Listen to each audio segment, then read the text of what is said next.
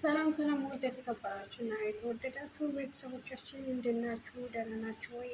እኔ ጋር እግዚአብሔር ይመስገን ሁሉም ሰላም ነው። እናንተ ጋር እንዴት ነው? ውሎ፣ ስራ፣ ጤና ሁሉ ሰላም? ባላችሁበት በዓለም ዳርቻ ሰላም፣ ደስታ፣ ጤና ማትረፍረፍ ያብዛላችሁ እግዚአብሔር እና እናንተ ጋር ስራ እንዴት ነው?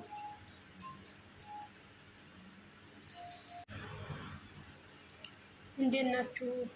ሰላም ናችሁ ወይ? ስራ እንዴት ነው? ቤተሰብ እንዴት ነው? ሰላም ነው ወይ? ትደውላላችሁ? ደህና ናቸው ወይ? እኔ ጋር እግዚአብሔር ይመስገን ሁሉ ሰላም ነው። ሙቀትስ እንዴት እያደረገ ነው? ያው እንግዲህ ምን ይደረጋል፣ ለሁሉም ነገር ይመስገን። ያው የፈጣሪ ስራ ስለሆነ ይመስገን ነው። ዝናብ ሲበዛም ይመስገን፣ አቧራ ቤት ሲበዛም ይመስገን፣ ሙቀት ሲበዛም ይመስገን። ያው ፈጣሪ ሲፈጥረን ሁሉንም ነገር በጊዜው ውብ አድርጎ ስለፈጠረ ለሚያደርገው ነገር ሁሉ ተመስገን ነው፣ ይመስገን ነው። እና ሰብስክራይብ እያደረጋችሁ ያላችሁትን እጃችሁ ይባረክ። አመሰግናለሁ። ስለ ላይኩም አመሰግናለሁ። ስለ ኮሜንቱም አመሰግናለሁ። ያው እኛ በትንሹ ማመስገን የሚባል ነገር ካወቅ ነው ምስጋና በትልቅ ሳይሆን በትንሽ ነው ሰውን ልጅ ማመስገን ያለብን። እኛ አብዛኞቻችን ትልቅ ነገር ሲሰጥ ብቻ ነው ደስ የሚለን እናመሰግነው፣ ግን እንደዛ አይደለም። በትንሹ ቢያንስ ከ105% ራሱ አመሰግናለሁ ማለት ለ5% ማመስገን አለብን። በዛ ላይ ፈጣሪ በረከቱን ነው የሚሰጠው። ለትልቅ ነገር ትልቅ ነገር ስናገኝ ብቻ ምስጋና አያስፈልግም። በትንሽ ነገር ተመስገን፣ አመሰግናችኋለሁ፣ እጃችሁ ይባረክ፣ ከፍ በሉ። ኖርማል ነው። ሰው በትልቁ ፈጣሪ ያመሰግናል እንዴ? በትንሹም ተመስገን።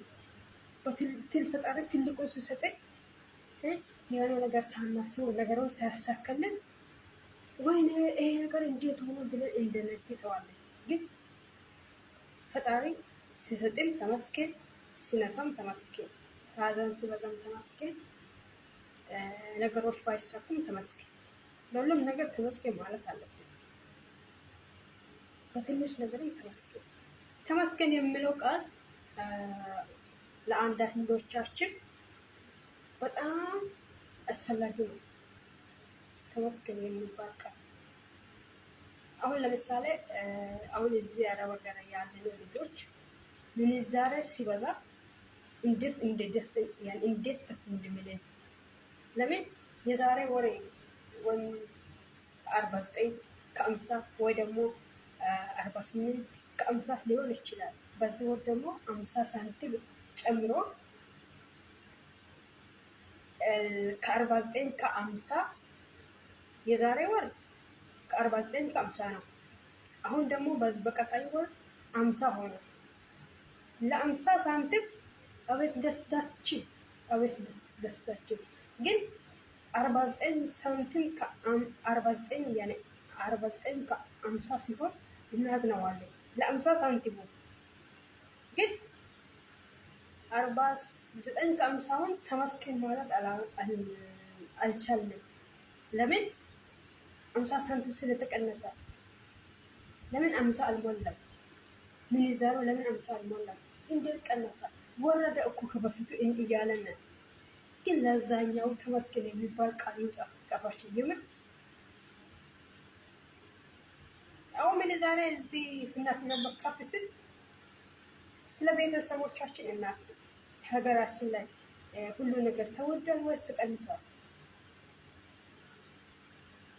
ስለ ራሳችን ብቻ ሳይሆን ስለ ምንዛሬ ከፍታውን ሳይሆን ስለ ቤተሰቦቻችንም ማሰብ አለብን ወገኖች። ይመረል እኛ እዚህ ኪራይ አንከፍልም፣ አስቤዝ ምናምን ሳቡና እነሱ ነው ሁሉ ነገር፣ ውሃ፣ ማብራት፣ ወይፋ፣ ቻርጀር ምናምን አንለው። ለምን እኛ አይደለም በወር ብንከፍለው? አሁን ቤተሰቦቻችን አስቡ። በወር የውሃ ቆጣሪ አለ፣ የማብራት ቆጣሪ አለ። ለከብቶቻቸው ሳሩን ሲገዙ የራሱ ፍሩሽ ሲገዙ እሱም ይከፈላል። ብዙ ነገር አለ። በዛ ላይ ቪታሚን መርፌ ለከብቶች ይወጋሉ። ይሄ ሁሉ መኒ ያስፈልጋል፣ ብር ያስፈልጋል። እኛ ግን ባለነው ተመስገን ማለት የሚለምን ይመረ ነው። አሁን ለዛ ሁሉ እኛ ምን ብዬ ልንገራችሁ? ኢትዮጵያ ራሱ ማብራት ሲሄድ እንዴት ነው ጭር የምንለው? ጭር እንለዋለን። ግን እዚህ እንደፈለግነው ማብራት ሞልቶ ወይፋ ሞልቶ ውሃ እንደፈለገው እየጠጠን ሳሙና ምናምን ስንታጠብ ምናምን ፈታ እንላለና ሀገራችን ላይ እቺ ሃይላንድ ውሃ በስንት ነው የሚገዛው? አስብ። እኛ ግን እንደፈለግን እንደፈረንጅ እዚህ መጥተን በሃይላንድ ውሃ እየጠጠንን ከራሳችን ኪስ 50 ሳንቲም ድብሎ ሳናወጣ ኢትዮጵያ ሲተጂስ ስንለዲስ በስንት ነው ይሄ ግማሽ ሊትር ገፍተን የምንጠጣው? አስቡ። ተመስገን ማለት እንልመድ።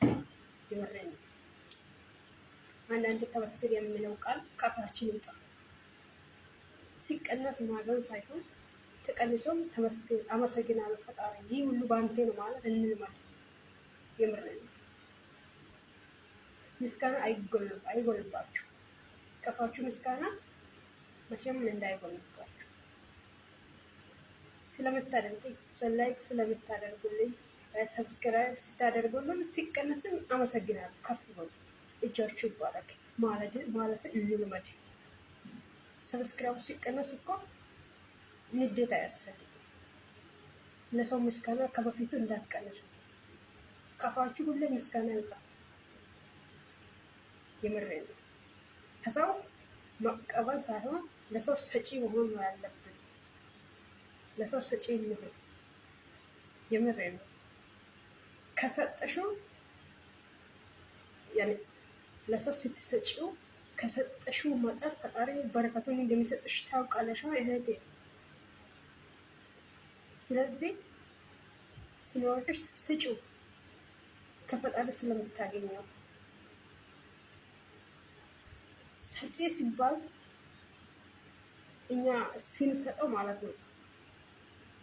ስራ ስንሰራው በረከት አለ፣ ስንመላለስ ሰላም አለ፣ ቤተሰባችን ፍቅር፣ ደስታ፣ ሰላም አለ። ያ ሁሉ ከምንድን ነው ካላችሁ ለሰው ለምንሰጠው ነገር ላይ ፈጣሪ ሁሌም ያያል። ለሰው ክፉ እንደምናስብ ያያል፣ ደግ እንደምናስብ ያያል። ሲኖረን የለም ብለን የሆነ ሰው ከበር አጠገባችን ማባረር የለብንም። ሁሉም ነገር ፈጣሪ ያያል። ክፉንም ደጉንም ፈጣሪ ያያል። እሱ አያይም እንዳት ያያል። የምሬ ነው። እግዚአብሔር ሁሌም ከእስትንፋስ እሱ ቅርብ ነው። ሁሌም እሱ ቅርብ ነው። ምንም ውስጥ ገብታችሁ ትወጣላችሁ። ለምን? እሱ ቅርባችን ስለሆነ።